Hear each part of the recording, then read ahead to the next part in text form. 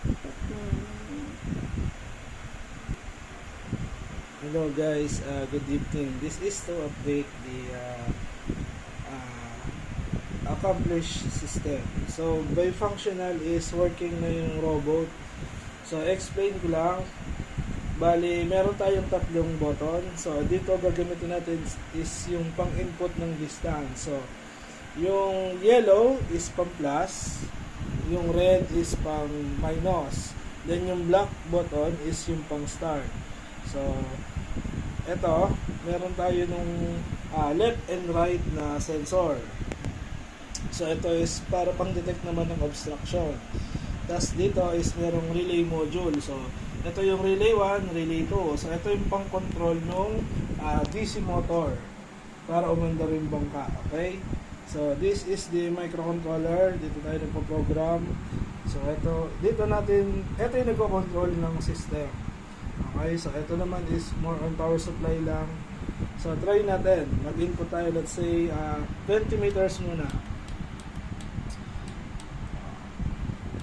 By the way, hindi pa naman calibrated yung speed ng boat. So I just set na per second is 1 meter. So i-adjust na lang natin once na nagawa niyo yung bangka, depende sa bilis.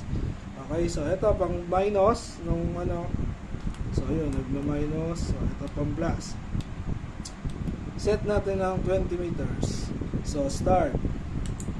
Okay, so mapapansin nyo, nag-on yung motor, then decreasing yung distance. So try ko lagyan ng harang.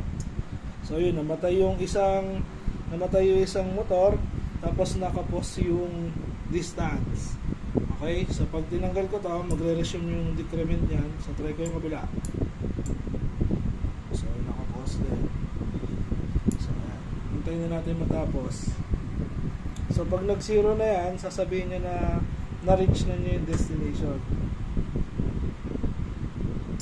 So the boat has reached the destination. Tapos patay na yung dalawang motor kasi titigil na yung bangka.